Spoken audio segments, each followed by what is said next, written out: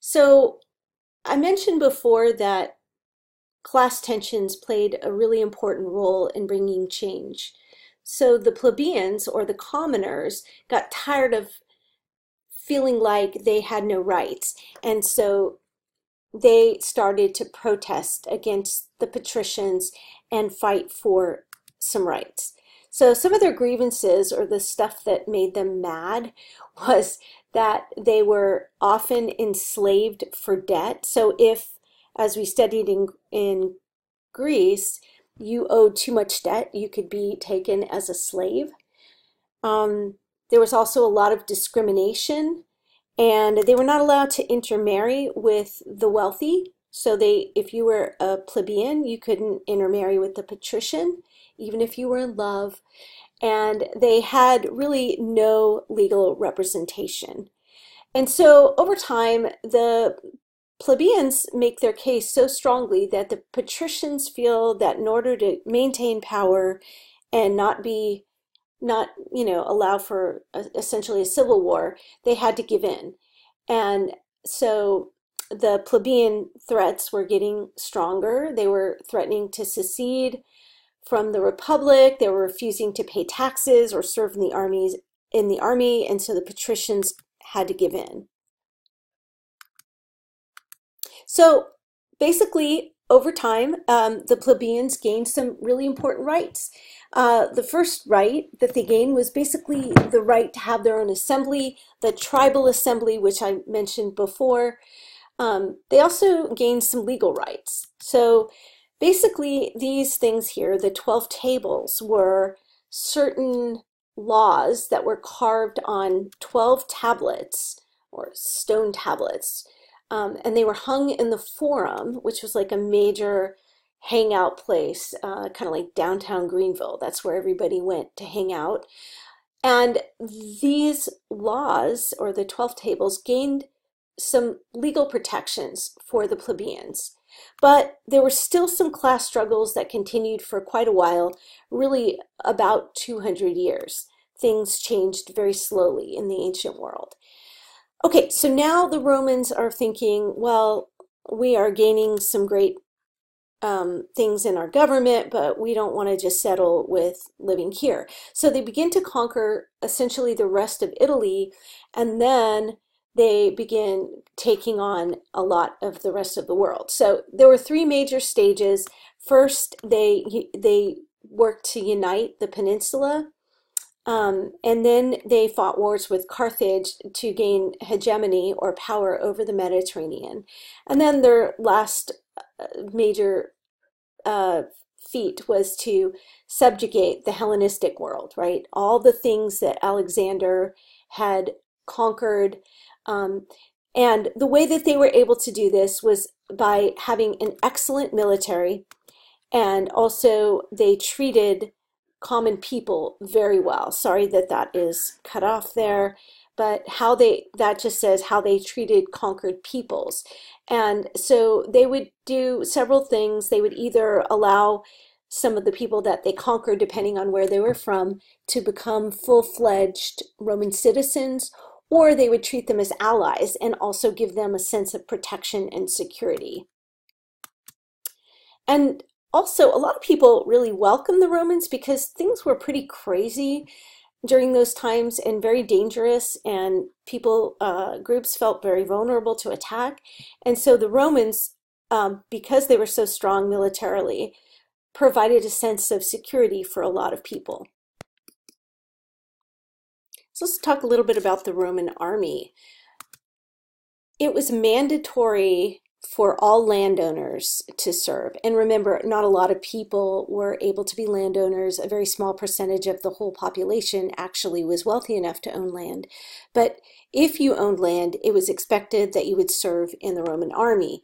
And if you wanted to actually run for office, for some kind of public office, there was often a requirement of 10 years of service before you could even run for office. The Roman army was partly so strong, in part so strong, because it was well organized. So they organized themselves into legions, and legions were about 5,000 heavily armed foot soldiers, infantry.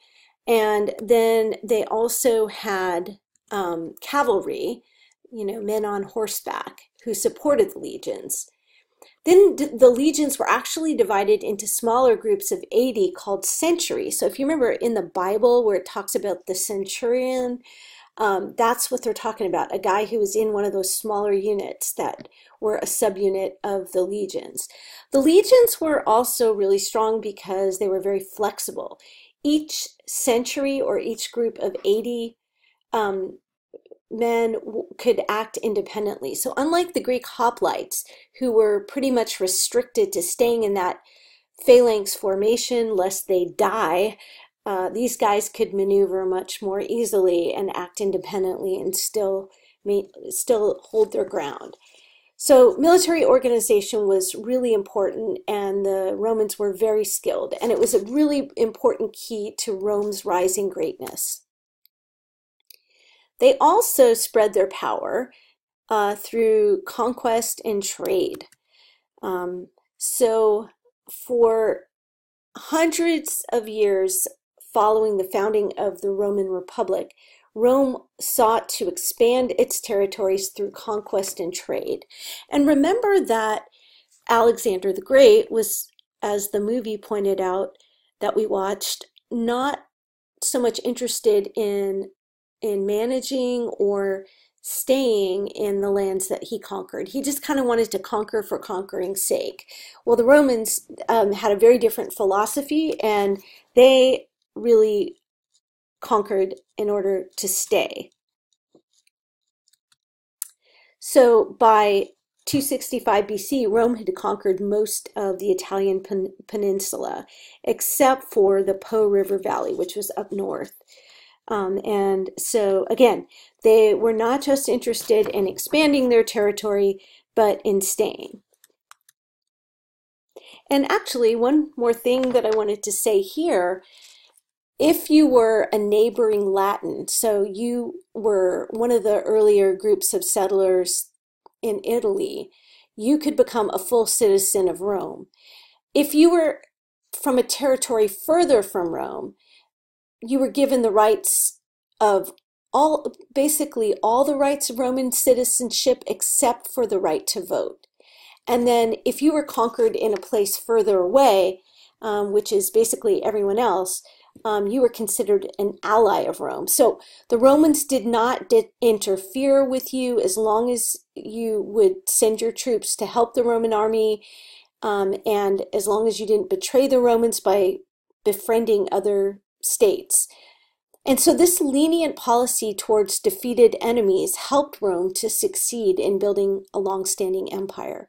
So for 250 years after 265 BC, Roman power spread far beyond Italy. So one of the other ways that the Romans conquered was through a series of wars called the Punic Wars. And so between 264 and 146 BC, the Romans fought people from North Africa called Carthaginians. They were from a city called Carthage.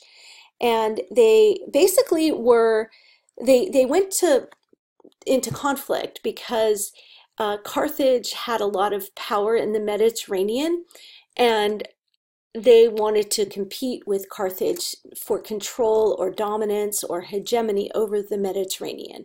So they go fight these wars. And basically by fighting these wars, ultimately the Romans got hegemony over the Mediterranean, and after all, it went on to conquer Greece, Macedonia, and Anatolia, which is modern-day Turkey.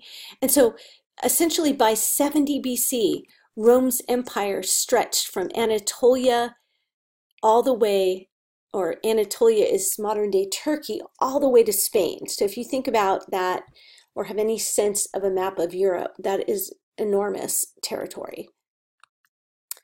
So how did the wars start? Well, you don't need to know a lot of details except to know that the First Punic War lasted for 23 years. And essentially it was fought over, I sounded like Miss Humus there, it was fought over Sicily and the Western Mediterranean. And the Romans defeated the Carthaginians and they took Sicily, which is that little island that the boot is kicking if you think about a map of Italy. The second war began in 218, and that was when a dude named Hannibal of Carthage was who was a brilliant military leader, wanted to avenge Carthage's earlier defeat in the First Punic War. And so he assembles this huge army of 60, of lots of men and 60 elephants and leads a surprise attack on Rome. And basically, he invades northern Italy through the Alps, so he goes down through the north, and at the Battle of Cannae, he completely decimates a Roman army of 60,000 men. And so for more than 10 years, the Carthaginians go up and down the peninsula, pillaging farmhouses, seizing Roman crops, and inflicting huge losses on Rome. However, they could not capture Rome itself. It was too heavily fortified.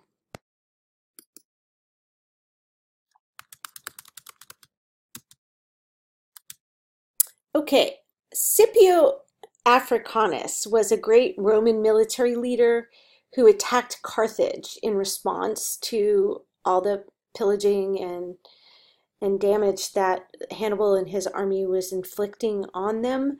And so Scipio Africanus, this great military general, basically attacks Carthage and defeats Hannibal at the Battle of Zama. And that's Zama. And Carthage, as a result, was forced to surrender Spain and to give up its elephants and its navy, so it lost a great deal. The Third Punic War was fought between 149 and 146 BC, and basically at this point, Carthage was not even really a threat to Rome, but this old senator from Rome, basically this old aging guy named Cato, kept rehashing old wounds and vowing to destroy Carthage. And so in 149, he leads the Romans to lay siege to Carthage and set it on fire in 146.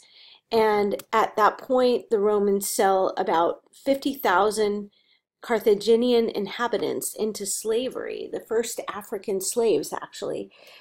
And its territory was made a new province of Africa. So basically, in closing, the Romans were able to secure the whole Italian peninsula, okay, all this land, pretty much because of military conquest and a generous policy towards the people that they conquered. And some of the benefits that they gave them were they would not require them to pay taxes. They would kind of let them rule themselves. They wouldn't interfere too much as long as they, again, were not betraying the Romans. They were allowed to participate in trade. They could take Roman spouses, but they also had to agree to provide military support and alliance to Rome. So Rome pretty much conquered the world by making a lot of friends, so to speak. So that's basically it for part one, and we'll look forward to talking about the rise of the empire when I come back. Hope you guys have a great couple days, and I'll see you soon.